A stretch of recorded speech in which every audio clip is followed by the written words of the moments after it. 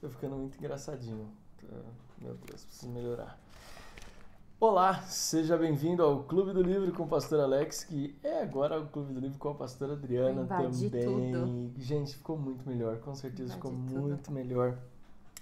E esta é a nona temporada e a temporada do Clube do Livro com o livro Cartas de um Diabo, seu aprendiz. de C.S. Lewis. E vamos hoje ler a carta de número 21. Sim, faltarão apenas 10 cartas para que a gente termine esta temporada, que sem sombra de dúvidas tem sido muito marcante. Eu não sei como é que você se recuperou da carta de ontem, né? Mas dá muito o que falar de forma positiva, né? Dá pra gente avaliar muito a nossa vida. E é interessante que cada uma dessas cartas ela nos torna cristãos melhores, porque ela nos faz enxergar como o diabo tem trabalhado para que a gente seja infeliz. O diabo trabalha para que nós sejamos infelizes, Escravizados, né?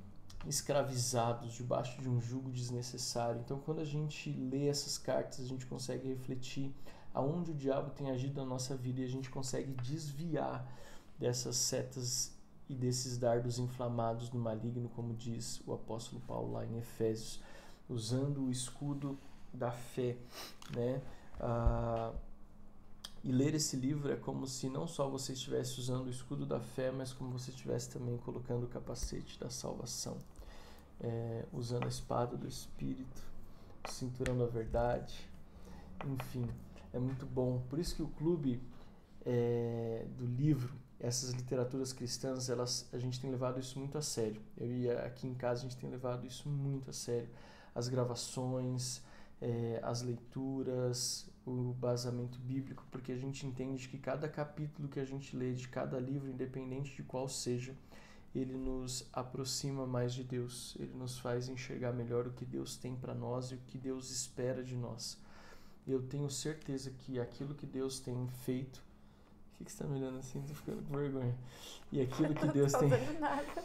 e aquilo que Deus tem feito na nossa vida, com certeza vai alcançar a vida de outras pessoas. Então, nós te agradecemos por compartilhar os vídeos, te agradecemos por se inscrever no canal, te agradecemos por dar um like, por ativar as notificações, te agradecemos por seus comentários aqui no grupo do WhatsApp, te agradecemos por você que envia os áudios, te agradecendo por você que compartilha o link do Google Drive, e por você que fala a respeito do Clube do Livro para as pessoas que você conhece. A gente tem pessoas do Tocantins, a gente tem pessoas do Nordeste, a gente tem pessoas do Sul, a gente tem pessoas de tantos lugares e até de outros países. Eu até queria que você colocasse aqui de onde você tem participado desse Clube do Livro. Seja aqui no YouTube, escreva da cidade, do estado, do país, e você aqui também no WhatsApp escreva para que a gente Essa possa... semana teve pessoal dos Estados Unidos falando que tinha que fazer inglês. Inglês. Aí, ó, fica um projeto pra próxima. Gonna think about it. Ok, let's read in English. Eu gosto de ler em inglês. Tem um livro que eu gosto, alguns livros que eu li em inglês que Então gostei faz um muito. experimento aí, ó. Deus me livre, por É o enquanto Clube do vamos Livro tentar. em inglês pra quem quer estudar e pra compartilhar Vamos mesmo. lá. Meu Quem Deus. mora lá. Eu quero tirar do papel o Clube do Livro para pastores primeiro, para fazer legal. E também uma ideia que eu tô tendo de ter lives de oração não, de leitura bíblica todos os dias. A gente pelo Instagram, vê se você acha legal essa ideia, a gente fazer leituras bíblicas, somente leituras bíblicas pela manhã via Instagram Live. Se você topa essa ideia, vamos orar por isso. Amém? Aonde você estiver, o que você estiver fazendo, nós abençoamos a tua vida e declaramos que a sabedoria do alto, o espírito de discernimento possa alcançar você e possa trazer sobre o ambiente que você está uma atmosfera completamente transformada pela manifestação do Espírito Santo. Que o Senhor nos dê graça e revelação em nome de Jesus. Amém. Bom, a carta 21, e com essa carta vão faltar apenas 10 para terminarmos essa temporada. Ela começa dizendo assim: meu querido vermelhinho. Sim, um período de tentação sexual é uma excelente hora para preparar um ataque secundário à irritabilidade do seu paciente. E aqui não tem como separar, já trazendo da carta de ontem, todo desvio sexual, toda tentação sexual carrega consigo de forma secundária a irritabilidade. é quase que impossível desassociar o desequilíbrio sexual com a irritabilidade. É muito natural.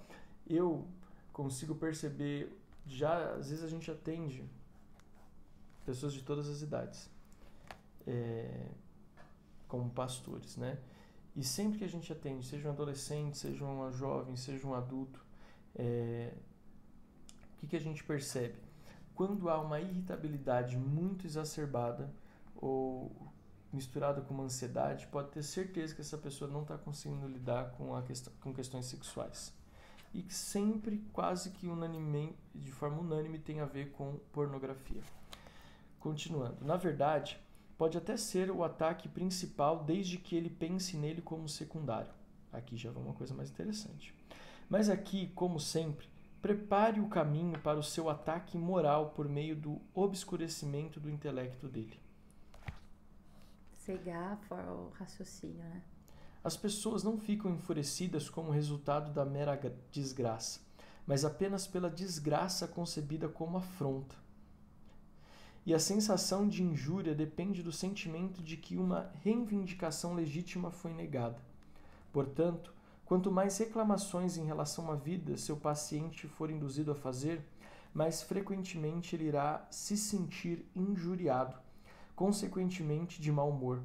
Agora você deve ter notado que nada o lança numa paixão tão fácil do que descobrir que uma parcela de tempo que ele julgava ter à sua disposição lhe é inesperadamente roubada.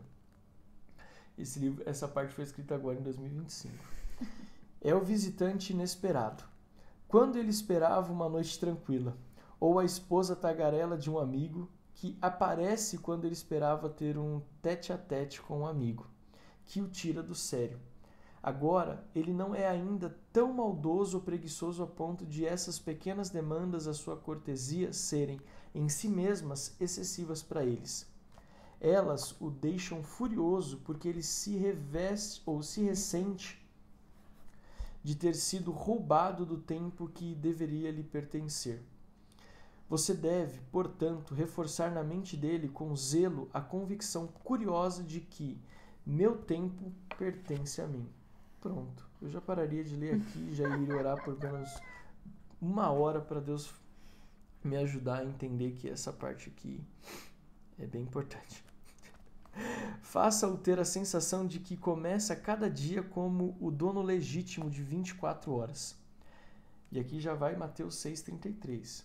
Deixe-o perceber como um pesado tributo a porção de sua propriedade que ele teve que entregar ao seu empregador e como doação generosa aquela porção a mais que ele autoriza para os seus deveres religiosos.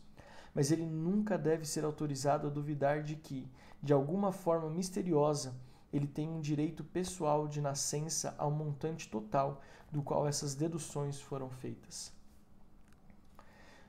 Você está diante de uma tarefa bastante delicada aqui. A premissa que você quer que ele continue alimentando é tão absurda que, se ele for questionado, nem mesmo nós poderemos achar uma fração de argumento em sua defesa. O homem não pode produzir nem reter um único momento de tempo. Tudo isso vem a ele por puro dom. Ele pode muito bem também considerar o sol e a lua como suas prioridades pessoais. Ele também está teoricamente comprometido a servir totalmente ao inimigo. E, se o inimigo lhe aparece de forma corpórea e demandasse esse serviço por um dia inteiro, ele não o recusaria. Ele ficaria extremamente aliviado se esse dia não envolvesse nada mais trabalhoso do que dar ouvidos à conversa de uma mulher tola. E ficaria aliviado, quase até o ponto de decepcionar-se, se por meia hora nesse dia o inimigo dissesse: agora você pode ir se divertir. Acontece que se ele pensar sobre sua premissa por 1 minuto que seja, até mesmo ele estaria obrigado a reconhecer que, na verdade, ele estaria nessa situação todos os dias. Portanto, quando eu falo de preservar essa premissa em sua mente, a última coisa que espero que você faça é fornecer-lhe argumentos para a defesa desse pressuposto, pois eles não existem. Assim, sua tarefa é puramente negativa. Não deixe que os pensamentos de seu paciente se aproximem minimamente dessa suposição. Envolva-a num véu de escuridão e, no centro desse breu, faça com que o seu senso de propriedade do tempo permaneça silencioso, não aferido ou operativo. Agora, o que me chama a atenção aqui, nessa que a gente leu até agora, eu sei que você está fazendo as suas observações aí, mas eu nunca tinha enxergado o tempo, e um desafio que a gente tem com o tempo é de sentir-se dono do tempo. Eu acho que esse é o maior desafio que a gente enfrenta por achar que a nossa vida não tem sentido, porque a gente acha dono do tempo.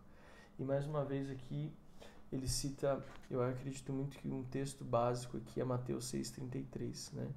A gente não pode acrescentar nem um minuto na nossa existência, à nossa vida. Basta cada dia o seu próprio mal. Continuando. Aliás, todo e qualquer sentimento de posse deve ser encorajado. Os seres humanos sempre estão levantando reivindicações de propriedade que são igualmente engraçadas, tanto no céu como no inferno.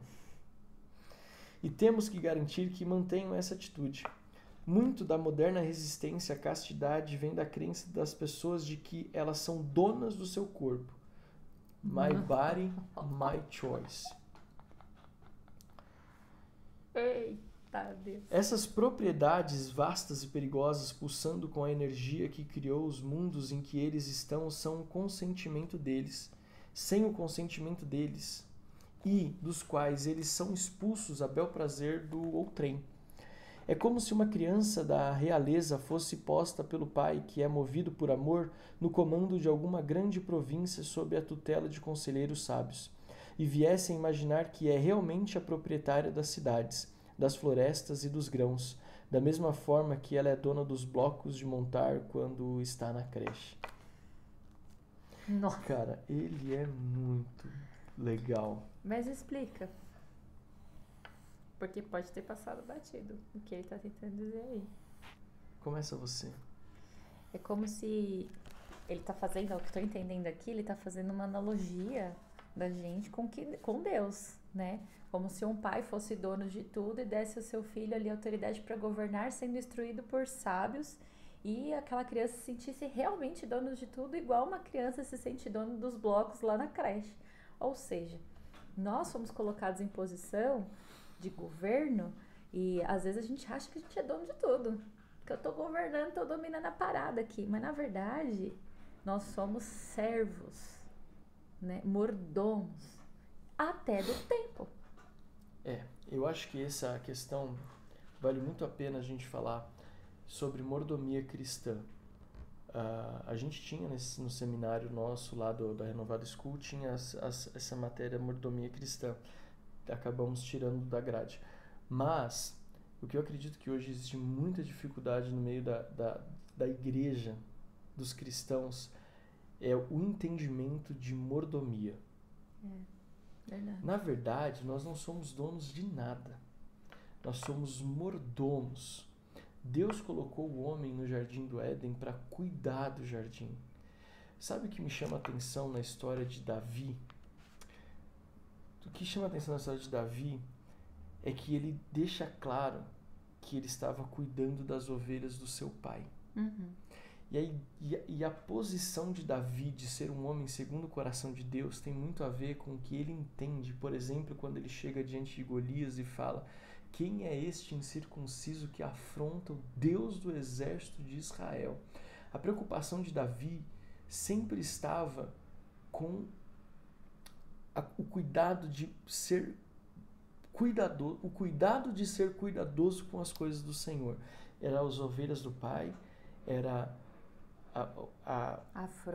o Israel de Deus sendo afrontado. Você entende? Então, assim, então nós temos que entender que nós somos mordomos. Até do nosso próprio corpo. Até do nosso próprio corpo. É por isso que nós temos que zelar pelo nosso corpo. É por isso que nós temos que zelar por aquilo que Deus nos deu. Nós precisamos cuidar. Colossenses 3:23. Tudo que você fizer, faça como se estivesse fazendo ao Senhor e não a homens. Por quê? Nós precisamos restaurar em nós essa cultura de mordomia. A igreja não é nossa, o ministério não é nosso, a nossa vida não é nossa, os nossos filhos não são nossos. Tudo que nós temos foi graça e favor imerecido de Deus. E nós temos que ser mordomos, nós temos que cuidar com zelo. É óbvio que ele está falando do tempo aqui, né? Especificamente do tempo. Mas quando ele diz, né, que... Do tempo de tudo. Não, mas quando eu falei que ele, assim, ele é demais, porque ele fala assim, olha, o pai colocou a criança ali, com sábios do lado, para gerir, mas a terra continua sendo do pai. É isso. Não é dela. Nós podemos estar fazendo bom trabalho. E olha, em nome de Jesus, né? Que nós estejamos fazendo um bom trabalho. Você esteja fazendo um bom trabalho. Mas que nós nunca nos esqueçamos de quem é o dono de tudo isso. Para quem é o trabalho, né? E essas afirmações que nós estamos fazendo for difícil para você, muita coisa da sua fé e do seu cristianismo precisa ser revisto. Porque nós somos escravos do Senhor. Mas não tratados como escravos. Mordomos que são reconhecidos como filhos. É muito louco, porque ele fala isso, graça. Né? Já não chamam servos, mas os chamam amigos, co-herdeiros de Deus, herdeiros de Deus e co-herdeiros com Cristo, sabe? Mas eu entendo essa questão de sermos mordomos, porque na verdade um compartilhar daquilo que é dele para conosco. Exatamente, é por isso que ele começa falando sobre a primeira estratégia dele, que é a murmuração. Essa murmuração aqui tem muito a ver com o nosso próximo livro. É a reclamação. Quando ele estava falando, né? Quanto mais reclama, mais você começa a se sentir irritado e dono de questionar as coisas, mas na verdade não é nada nosso. Nós produzimos esse sentimento de posse não apenas por meio do orgulho, mas pela confusão. Nós lhe ensinamos a não atentarem para as diferentes conotações do pronome possessivo. As diferenças sofisticadamente gradativas que ocorrem em termos como minhas botas, para termos como meu cachorro, meu servo, minha esposa, meu pai, meu mestre, meu país, até meu Deus, elas podem ser instruídos a reduzir todos esses sentimentos àquele de minhas botas. O pronome, o meu possessivo, mesmo na creche, uma criança pode ser educada ao dizer meu ursinho, a não se referir ao velho objeto de afeição com o qual ele tem uma relação especial, porque é isso que o inimigo irá ensinar-lhes a querer dizer se não formos cuidadosos. E sim, o urso que eu posso rasgar em pedaços se me der na telha.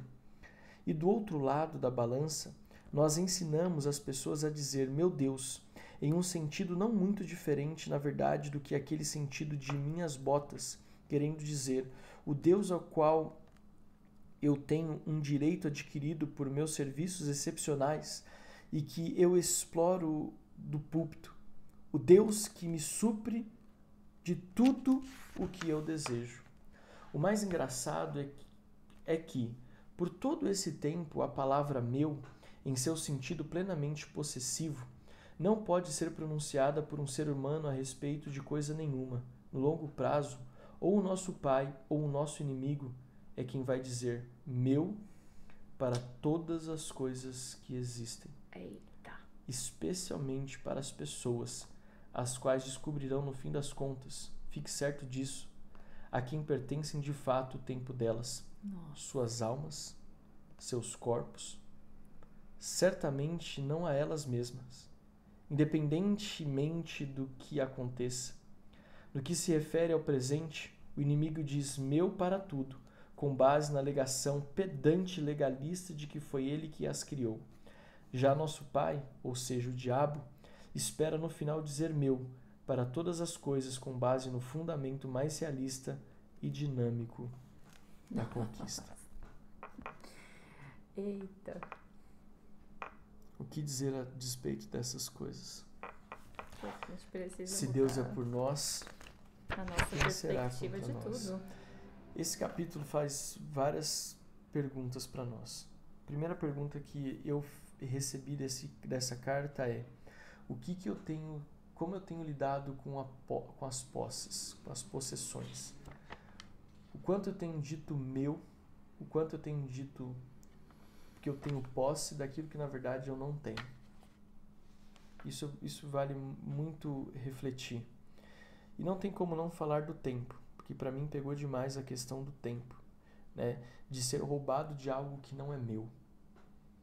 Isso até recentemente eu vou confessar, até questionei isso. Poxa, eu tenho sido roubado de algo que é meu e eu não tenho desfrutado para mim. Olha só que inconveniência. Não estou falando de você não ter uma vida equilibrada e regrada, mas será que a gente não está roubando aquilo que nem é nosso? Não tem como você roubar o que é seu, né? Gastando de forma errada, né? Mas é isso. Gastando de forma errada.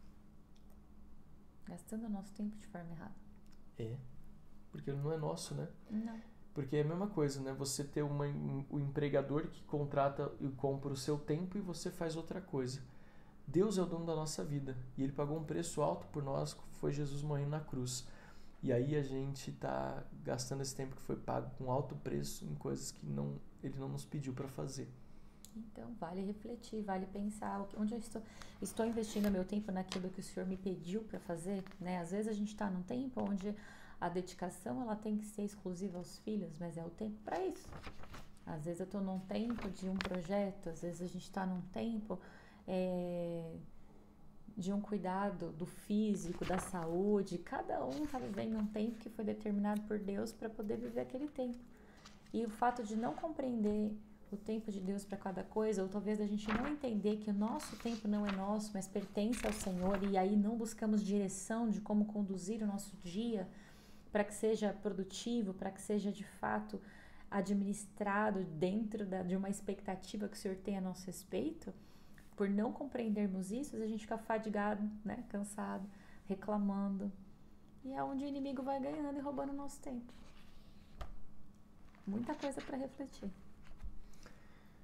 Queremos saber o que você tem para dizer sobre isso aqui nos comentários do YouTube e no nosso grupo do WhatsApp, caso você que esteja ouvindo esta carta por áudio.